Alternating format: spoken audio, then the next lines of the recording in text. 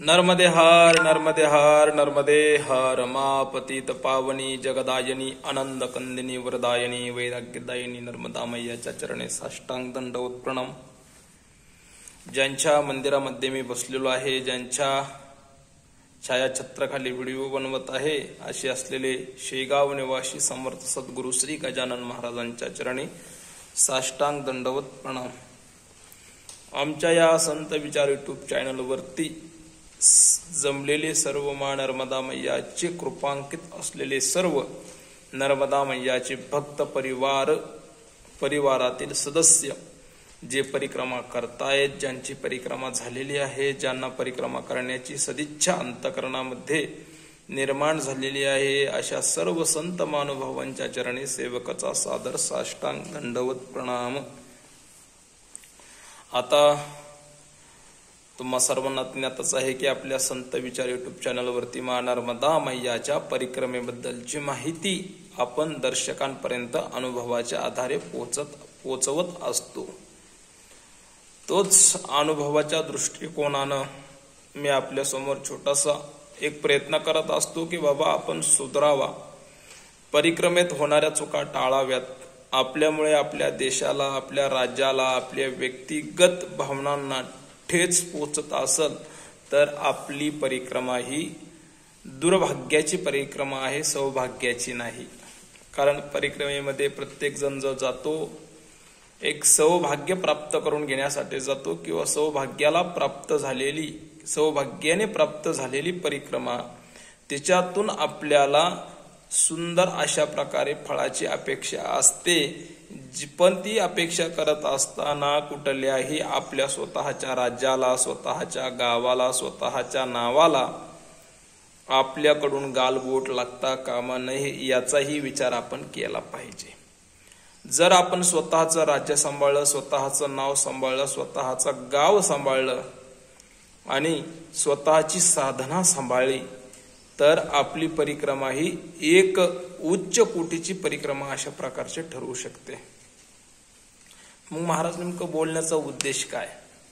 तर बोलण्याचा एकच उद्देश आहे, तुम्हाला सर्वांना समजला असेल, पण परिक्रमा वासियांसाठी मी हात जोडतो, अक्षरशः विनंती करतो, हात जोडतो, पायावरती मस्तक ठेवतो मायबाप जनतेसमोर।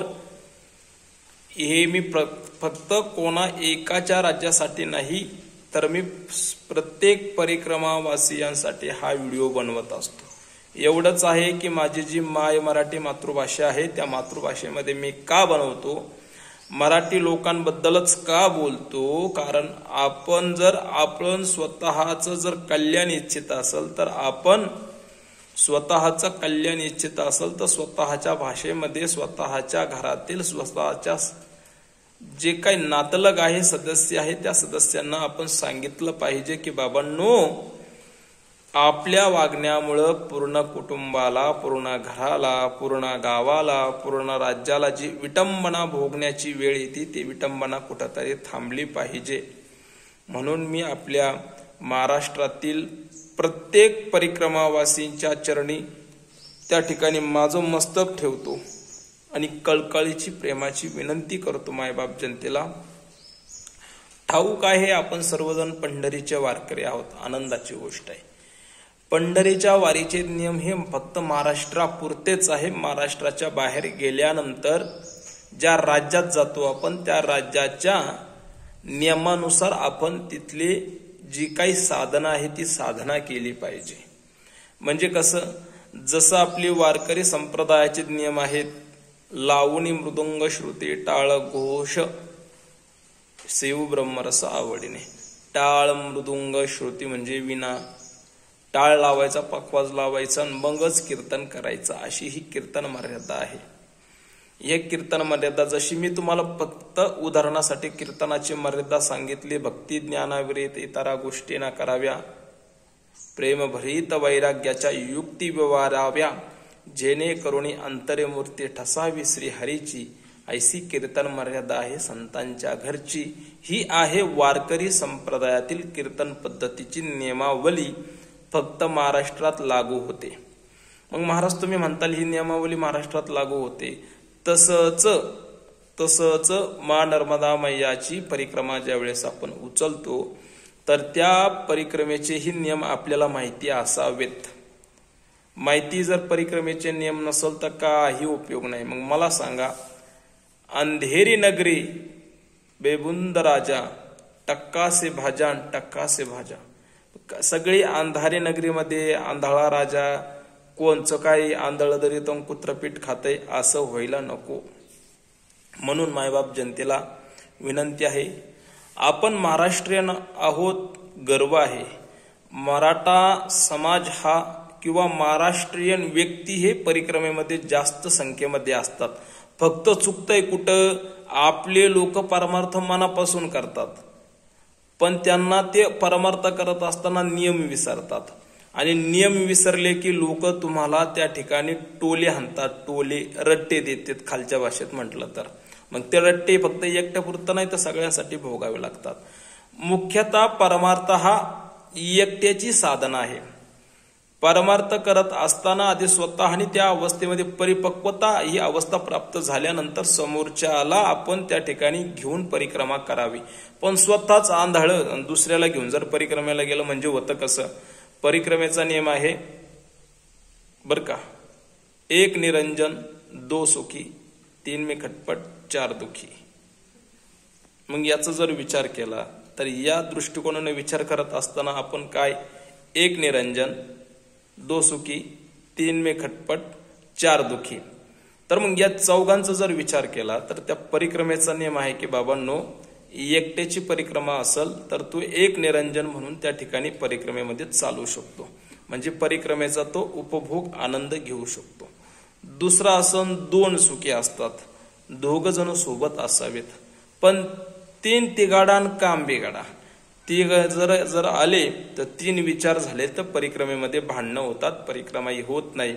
आणि 4 जण आले तर ती काही उपयोगाची नाही. म्हणजे मग परिक्रमा महाराज 4 जणांनी सोबत करायची का, अजिबात नाही करायची. 3 जणांनी करायची का, अजिबात नाही करायची. कारण परिक्रमेचे नियम सांगतोय मी तुम्हाला. मग एकट्यानेच परिक्रमा करायची. एकट्याने का करायची, एकटा ज्यावेळेस आपण परिक्रमेला जातो त्यावेळेस आपण आपलं आत्मचिंतन नामस्मरण हे आपल्या मनामध्ये सतत चालू राहत असतं. जर आपण नामस्मरण केलं तर नामस्मरणाची फलप्राप्ती अशी आहे की कलियुगा माझी करावी कीर्तन तेने नारायण देईल भेटी. भगवत प्राप्तीसाठी, भगवंताच्या भेटीसाठी आपल्याला नामस्मरण हे साधन अत्यंत गरजेचं आहे कलिकाळामध्ये. मग कलिकाळामध्ये आपण ज्यावेळेस नर्मदा मैयाची परिक्रमाला जातो ती म्हणजे साधना आहे. त्या साधनेमध्ये जर आपण झुंड म्हणून गेलो, सोबत बरे 35 जण, 13 जण, 14 20 जण जर आपण असे गेलो तर त्या ठिकाणचे असलेले आश्रमवासी जे काही साधू संत आहेत त्यांचंही त्या ठिकाणी हाल होत असतात. आणि आपण आपल्या नियमात जात नाही. परिक्रमेचा नियम आहे सकाळी सूर्योदयानंतर आपण परिक्रमा सुरू करावी. सूर्य अस्त होण्याच्या अगोदर तुम्ही 1 तास थांबावं. थांबून मा नर्मदा मैयाच्या जलाने स्नान करावं. पवित्र होऊन मा नर्मदा मैयाची पूजा करावी. पूजा केल्यानंतर सदाव्रत असेल किंवा आश्रमात जर साधू एकटे असेल तर त्यांना स्वयंपाक करण्यामध्ये थोडीसा हातभाराही लावला पाहिजे, मदत करायला पाहिजे. म्हणजे सकाळ असो, दुपार असो की संध्याकाळ असो, तिन्ही वेळेमध्ये आपण आपल्या स्वतःच्या हाताने अन्न शिजून खाण्याचा प्रघात हा पहिल्यापासून चालू होता. त्याला म्हणतात सदाव्रत. सदाव्रत असं आहे की आपल्याला कोरडा शिदा दिला जातो, तो कोरडा शिदा आपण शिजवायचा, आपणही ग्रहण करायचा, पण नर्मदा मैयालाही भोग दाखवायचा. भक्त परिवारातील जेवढे परिक्रमावासी आहेत त्या सर्वांना जीव घालायचं, मग आपण खायचा.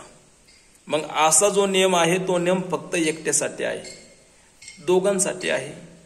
परिक्रमावासी चालतायत, थकतायत, आम्हालाही मान्य आहे परिक्रमा आम्हीही केली, चालून आल्यानंतर दमतायत. पण असं नाही की मग आपण चालून आल्यानंतर समोरच्यावरती उपकार केलाय. आपण ही परिक्रमा दुसऱ्यासाठी करत नाही, आपल्या स्वतःसाठी करतोय. परिक्रमेचा नियम सांगतो मी तुम्हाला. कारण का, सूर्यास्ताच्या अगोदर 1 तास थांबलात तुम्ही, थोडंस थांबून अर्धा-पाऊण तास विश्राम घेतल्यानंतर तुम्ही स्नान वगैरे करून पूजा केल्यानंतर तुमच्याकडे स्वयंपाक बनवण्यासाठी वेळ असतो, तो म्हणजे 1 तास. तुम्ही 5ला आश्रमात पोचलात, 5-5:30 वाजेपर्यंत विश्राम केला, चहा वगैरे घेतला, आरती वगैरे केली 6:30 पर्यंत आणि 6:30 नंतर जर स्वयंपाकाला लागलात तो बरोबर तुम्ही 1 ते 1.5 तासात स्वयंपाक तुमचा होऊन 8 वाजता जेवण करताय तुमच्या नित्य नेमानं आणि 8 वाजता झोपलात की सकाळी बरोबर 5:30 ते 6 तुम्ही उठताय.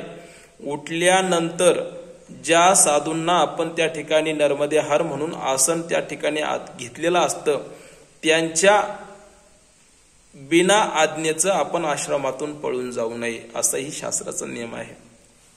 कारण का त्यांनी ज्या वेळेस तुम्हाला आश्रमात जागा दिलेली असते त्यावेळेस ते तुम्हाला भगवंत म्हणतात. भगवानजी आईये पधारिये. त्या त्यांची जी भावना तुमची भगवत भावना असते तुमच्याकडे पाहण्याची तर त्या भावनेला कुठेतरी ठेस आपण पोचवत असतो. अंधारात उठायचं 4 वाजता निघायचं पळून जायचं चुकीचं आहे. त्यांची ही इच्छा असते की बाबा परिक्रमावासी आमच्या इथं आल्यानंतर आणि ज्या आश्रमात आपण थांबलोय त्या आश्रमवासियांना समोरच्या किंवा मागच्या येणाऱ्या परिक्रमावासियांसाठी जी काही सेवा द्यावा लागते त्या सेवेमध्ये जेवणाचा असेल नाश्त्याचा असेल चहाचा असेल आपण त्याच्यामध्ये सद्भावनेने सडळ हाताने काही ना काहीतरी देणं लागतं. गृहस्थेनी दानाचं अन्न खाऊ नये. दान मान का तुकडो भजन करे सो पचो नाही तो उसके नोनो अंगुल दात. त्या दानमानचा तुकडा आपलं पोट फाडून बाहेर येत असतं जर भजन नाही केलं तर. म्हणून गृहस्थेने खाल्ल्यानंतर त्या आश्रमात काहीतरी दान द्यावा लागतं ते दिलंच पाहिजे. परिक्रमेचा नियमही आपल्याकडून चालतो परिक्रमावासियांची सेवाही आपल्याकडून घडते. मी काय काय सांगितलं सदाव्रत असो किंवा नसो संतांना त्या ठिकाणी स्वयंपाकामध्ये हातभार हा आपण लावलाच पाहिजे. तो लावत नाही महाराष्ट्रीयन असो गुजराती असो काय MP असो सगळ्यांना विनंती करतोय फक्त महाराष्ट्रातील नाही. सगळ्यात जास्त बदनाम आमचे महाराष्ट्रातले लोक आहेत. कारण मी हे बघितलंय महाराष्ट्रीयन म्हणलं की त्यांची तळाची आग मस्तकाला जाती. कारण आपण नियमात कुठलेही राहत नाही. नियमातच राहत नाही आपण. सकाळी संध्याकाळी 8:30-9 वाजेपर्यंत परिक्रमेत चालायचं जमत नाही. तुम्ही सूर्यास्ताच्या आधी जर 1 तास थांबलात तर त्या परिक्रमावासी जे काही येतात आणि जे आश्रमधारी असतात त्या आश्रमवासी यांना सुद्धा सकाळचं जेवण करून त्यांना भांडे वगैरे साफ करून थोडासा विश्रामाला वेळ भेटले पाहिजे. आपल्याकडून ते सुद्धा होत नाही. आणि संध्याकाळी परत जर आपण 8:30-9 वाजता जर 15 जण आश्रमात गेलो तर त्यांनी त्या ठिकाणी करायचं काय? 15 जणांची व्यवस्था कशी काय करेल? ते संन्याशी असतात तिथं सगळे संन्याशी साधू असतात. ते काय त्यांचं गृहस्थी तिथं नाही तो धर्म. म्हणून संन्याशी आश्रमात जात असताना वेळेची मर्यादा पाळलीच पाहिजे. सूर्यास्ताच्या अगोदर आश्रमात जा. उशिरा जायचं परत त्यांना म्हणायचं जेवण नाही दिलं तर तुमचा आश्रमच खराब आहे तुम्हाला स्वयंपाकच तुम्ही देऊ शकत नाही कशाला आश्रम खोललाय बंद करून टाका. त्यांच्यावरती आपण उपकार करत नाही बाप. सकाळ दुपार संध्याकाळ कधीही असू द्या. सदाव्रतच्या नावाने परिक्रमावासी सगळ्यात जास्त घाबरतात. लगेच नाव ठेवणार अरे रे रे आम्ही तर नाही बनवू शकत. आम्ही चाललो निघून लगेच समोरच्या आश्रमात. एक जण तर म्हटला तुम्हाला मी पैसे देतो तुम्ही आम्हाला बनवून द्या. अरे बाबा ते काय आपलं कोणाचं हॉटेल बिटेल खोलून बसलोय का आपण? का ते हॉटेल खोलून बसलेत? फक्त माया नर्मदा मैयाची परिक्रमावासियांची सेवा करण्यासाठी ते तिथं बसलेत. मला अक्षरशः एका जणाने सांगितलं महाराज तुम्ही परिक्रमेचे व्हिडिओ बनवतात ना तुम्हीच येडे आहेत. अक्षरशः तुम्हीच येडे आहेत. तुमच्या व्हिडिओतून प्रेरणा भेटतील. परिक्रमावासी तिकडे जातात गर्दी करतात आणि आश्रमधारी जे साधू संत असतात त्यांना त्या ठिकाणी खूप त्रास देतात. म्हणजे आम्ही येडे ठरलोय तुम्हाला मार्ग दाखवून. अक्षरशः असं मला माणसं बोललेत. म्हणून मी तुम्हाला कळकळीने विनंती करतोय बाबांनो सावध व्हा. परिक्रमा ही नियमात करा. परिक्रमा ही नियमातच झाली पाहिजे. साधू संतांना त्रास नाही झाला पाहिजे. होईन तेवढं आपल्याकडून परिक्रमेत असताना आपण तिथं जायचं हातपाय धुवायचं तुरणावरती पडला की मोबाईल चालू करायचा. मोबाईलमध्ये रील पाहण्यात वेळ घालायची 1 तास 1.5 तास.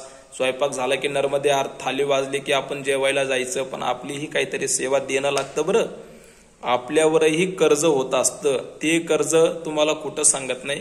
पारमार्थिक दृष्ट्या कोणानं भगवंत सुद्धा ऋण फेडण्यासाठी भक्ताच्या दारामध्ये सेवकाचं रूप धारण करत असतो. म्हणून आपण काय देव नाहीत. आपण परिक्रमावासी आहोत याचंही भान ठेवा. आपल्याकडं कोणाचाही उपकार नसावेत. नाही तर जर उपकार झाले तर ते उपकार फेडताना कोणत्या जन्माला यावा लागन आणि तो मालक तो जो सेवा देतोय तो कसा तुमच्याकडून उपकाराची फेड करून घेईल मलाही माहिती नाही. म्हणून बाबांनो, परिक्रमा ही नियमात करा, व्यवस्थित करा. मला माहितीये माझ्या या बोलण्याचा सगळ्यांना राग आला असेल. जरी आला तर तुम्ही मला फक्त शिव्या देताल, बिनधास्त द्या, काही अडचण नाही. पण मायबाप जनता, तुम्ही सुधरा. तुम्ही सुधारले तर मला शिव्या सुद्धा माझ्यावरती फुलं पडल्यासारखं वाटतील. पण स्वतःत बदल करा. काही नाही, शिव्या दिल्याने काही मला वाईट वाटत नाही. कारण मी आपल्या सदस्यांना, घरातील व्यक्तींना सांगत असताना सगळेजणांना चांगलं आवडत नाही, कोणी शिव्याही देत असतं. व्हिडिओ आवडल्यास लाईक, शेअर करा, फॉलो करा. आणि जर तुम्हाला योग्य माहिती वाटत असेल तर नक्की फॉलो करा, लाईक करा आणि सांगितलेल्या नियमाचं पालन करा. एक ब्रह्मचार्य राहा, नियमात परिक्रमा करा, सूर्य उदयाला नंतर निघा, सूर्यास्ताच्या आधी थांबा. सदाव्रत असेल तर बनवून खा, नसेल तरी आश्रमातल्या साधू संतांना त्या ठिकाणी हातभार लावा. त्यांना कुठल्याही प्रकारचा त्रास देऊ नका. होईल तेवढं परिक्रमेत मोबाईल वापरण्याचं प्रमाण कमी ठेवा. मला माहिती सगळ्यांना राग आला असेल, सगळ्यांची क्षमा मागतो. आवडल्यास लाईक, शेअर करा, फॉलो करा आणि भावाला सपोर्ट करा. चला भेटूया पुढच्या नवीन व्हिडिओमध्ये. तोपर्यंत सर्वांना रामकृष्ण हरी. नर्मदे हर, नर्मदे हर, नर्मदे हर.